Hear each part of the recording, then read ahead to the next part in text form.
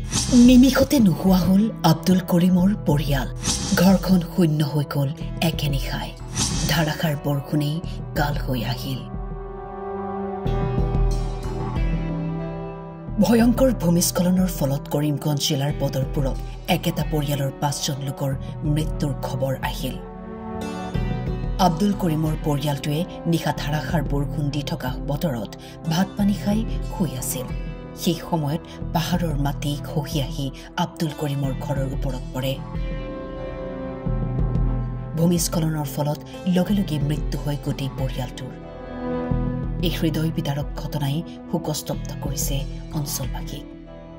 নেৰা বৰষুণৰ ফলত বদৰপুৰ অঞ্চলৰ প্ৰত্যন্ত অঞ্চল আমাৰ গাইনাচলা বেণ্ডাৰগুলত এটা মৰ্মান্তিক দুৰ্ঘটনা ঘটিছে।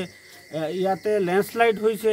ৰাতি 12টা বজাত মানুহ এই পৰিয়ালৰ মানুহ টোপনিত আছিল আৰু টোপনিত থকা সময় ওপৰৰ পৰা পাহাৰৰ মাটি খহি পৰি মানুহ 5জনৰ মৃত্যু হৈছে বুলি আমি খবৰ পাইছোঁ।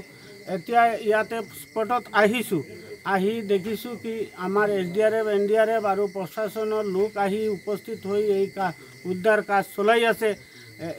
আজিৰ যে এই সপ্তাহবোৰ যে বৰষুণ দি আছে, এই বৰষুণৰ ফলে এইফালে আমাৰ ফ্লাড হৈ আছে গোটেই এৰিয়া আমাৰ এইফালে, আৰু পাহাৰী অঞ্চলত লেণ্ডশ্লাইড হৈ আছে, মাটি খহি পৰি আছে, মানুহো জীৱনৰ বহুত গতি আছে।